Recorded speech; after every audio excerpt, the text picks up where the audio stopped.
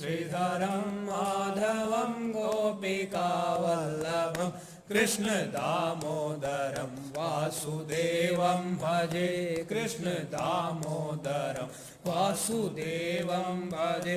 अच्युतं केशवं राम नारायणम् अच्युतं केशवं राम नारायणं जानकीनायकं रामचन्द्रं भजे गोपिकावल्लभं श्रीधरं माधवं गोपिकावल्लभं कृष्ण दामोदरं वासुदेवं भजे कृष्ण दामोदरं वासुदेवं भजे अच्युतं केशवं राम नारायणम् अच्युतं केशवं राम नारायणं जानकीनायकं रामचन्द्रं भजे गोपिकावल्लभं श्रीधरं माधवं गोपिकावल्लभं कृष्ण दामोदरं वासुदेवं भजे कृष्ण दामोदरं वासुदेवं भजे अच्युतं केशवं राम नारायणम् अच्युतं केशवं राम नारायणं जानकीनायकं रामचन्द्रं भजे गोपिकावल्लभं श्रीधरं माधवं गोपिकावल्लभं कृष्ण दामोदरं वासुदेवं भजे कृष्ण दामोदरं वासुदेवं भजे अच्युतं केशवं राम नारायणम् अच्युतं केशवं राम नारायणं जानकीनायकं रामचन्द्रं भजे गोपिकावल्लभं श्रीधरं माधवं गोपिकावल्लभं कृष्ण दामोदरं वासुदेवं भजे कृष्ण दामोदरं वासुदेवं भजे अच्युतं केशवं राम नारायणम् अच्युतं केशवं राम नारायणं जानकीनायकं रामचन्द्रं भजे गोपिकावल्लभं श्रीधरं माधवं गोपिकावल्लभं कृष्ण दामोदरं वासुदेवं भजे कृष्ण दामोदरं वासुदेवं भजे अच्युतं केशवं राम नारायणम् अच्युतं केशवं राम नारायणं जानकीनायकं रामचन्द्रं भजे गोपिकावल्लभं श्रीधरं माधवं गोपिकावल्लभं कृष्ण दामोदरं वासुदेवं भजे कृष्ण दामोदरं वासुदेवं भजे अच्युतं केशवं राम नारायणम् अच्युतं केशवं राम नारायणं जानकीनायकं रामचन्द्रं भजे गोपिकावल्लभं श्रीधरं माधवं गोपिकावल्लभं कृष्ण दामोदरं वासुदेवं भजे कृष्ण दामोदरं वासुदेवं भजे अच्युतं केशवं राम नारायणम् अच्युतं केशवं राम नारायणं जानकीनायकं रामचन्द्रं भजे गोपिकावल्लभं श्रीधरं माधवं गोपिकावल्लभं कृष्ण दामोदरं वासुदेवं भजे कृष्ण दामोदरं वासुदेवं भजे अच्युतं केशवं राम नारायणम् अच्युतं केशवं राम नारायणं जानकीनायकं रामचन्द्रं भजे गोपिकावल्लभं श्रीधरं माधवं गोपिकावल्लभं कृष्ण दामोदरं वासुदेवं भजे कृष्ण दामोदरं वासुदेवं भजे अच्युतं केशवं राम नारायणम् अच्युतं केशवं राम नारायणं जानकीनायकं रामचन्द्रं भजे गोपिकावल्लभं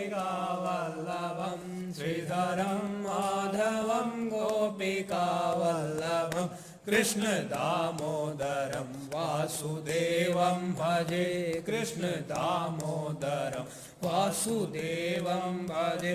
अच्युतं केशवं राम नारायणम् अच्युतं केशवं राम नारायणं जानकीनायकं रामचन्द्रं भजे गोपिकावल्लभं श्रीधरं माधवं गोपिकावल्लभं कृष्ण दामोदरं वासुदेवं भजे कृष्ण दामोदरं वासुदेवं भजे अच्युतं केशवं राम नारायणम् अच्युतं केशवं राम नारायणं जानकीनायकं रामचन्द्रं भजे गोपिकावल्लभं श्रीधरं माधवं गोपिकावल्लभं कृष्ण दामोदरं वासुदेवं भजे कृष्ण दामोदरं वासुदेवं भजे अच्युतं केशवं राम नारायणम् अच्युतं केशवं राम नारायणं जानकीनायकं रामचन्द्रं भजे गोपिकावल्लभं श्रीधरं माधवं गोपिकावल्लभं कृष्ण दामोदरं वासुदेवं भजे कृष्ण दामोदरं वासुदेवं भजे अच्युतं केशवं राम नारायणम् अच्युतं केशवं राम नारायणं जानकीनायकं रामचन्द्रं भजे गोपिकावल्लभं श्रीधरं माधवं गोपिकावल्लभं कृष्ण दामोदरं वासुदेवं भजे कृष्ण दामोदरं वासुदेवं भजे अच्युतं केशवं राम नारायणम् अच्युतं केशवं राम नारायणं जानकीनायकं रामचन्द्रं भजे गोपिकावल्लभं श्रीधरं माधवं गोपिकावल्लभं कृष्ण दामोदरं वासुदेवं भजे कृष्ण दामोदरं वासुदेवं भजे अच्युतं केशवं राम नारायणम् अच्युतं केशवं राम नारायणं जानकीनायकं रामचन्द्रं भजे गोपिकावल्लभं श्रीधरं माधवं गोपिकावल्लभं कृष्ण दामोदरं वासुदेवं भजे कृष्ण दामोदरं वासुदेवं भजे अच्युतं केशवं राम नारायणम् अच्युतं केशवं राम नारायणं जानकीनायकं रामचन्द्रं भजे गोपिकावल्लभं श्रीधरं माधवं गोपिकावल्लभं कृष्ण दामोदरं वासुदेवं भजे कृष्ण दामोदरं वासुदेवं भजे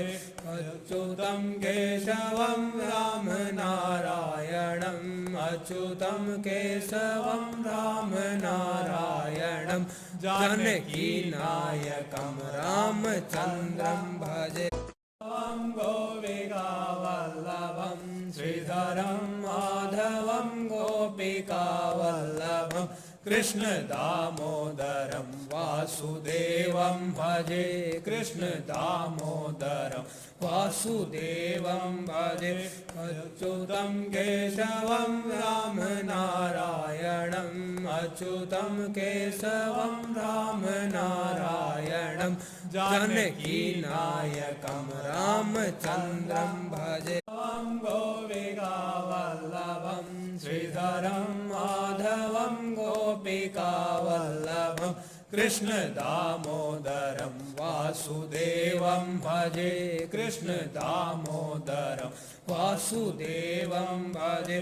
अच्युतं केशवं रामनारायणम् अच्युतं केशवं रामनारायणं जानकीनायकं रामचन्द्रं भजे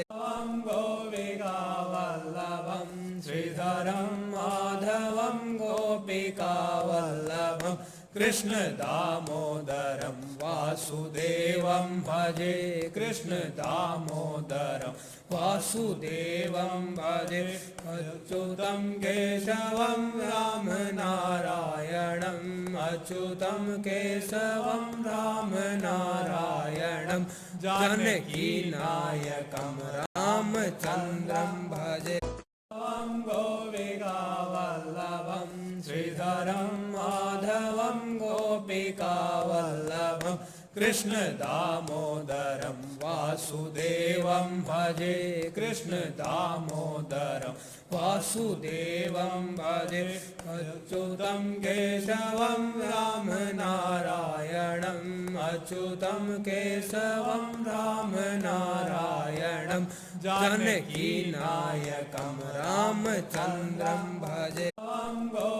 गोपिकावल्लभं श्रीधरं माधवं गोपिकावल्लभं कृष्ण दामोदरं वासुदेवं भजे कृष्ण दामोदरं वासुदेवं भजे अच्युतं केशवं रामनारायणम्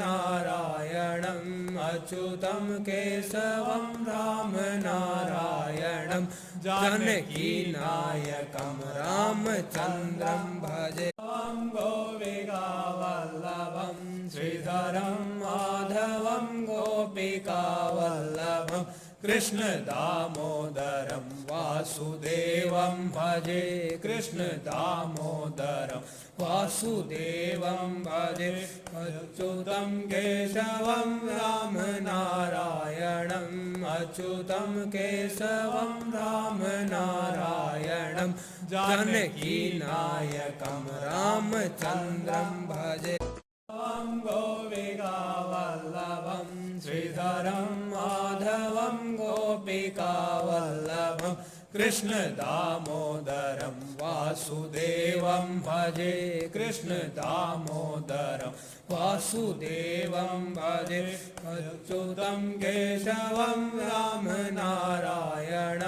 अच्युतं केशवं रामनारायणं जानकीनायकं रामचन्द्रं भजे गोपिकावल्लभं श्रीधरं माधवं गोपिकावल्लभं कृष्ण दामोदरं वासुदेवं भजे कृष्ण दामोदरं वासुदेवं भजे अच्युतं केशवं रामनारायणम् अच्युतं केशवं रामनारायणं जानकीनायकं रामचन्द्रं भजे गोपिकावल्लभं श्रीधरं माधवं गोपिकावल्लभं कृष्ण दामोदरं वासुदेवं भजे कृष्ण दामोदरं वासुदेवं भजे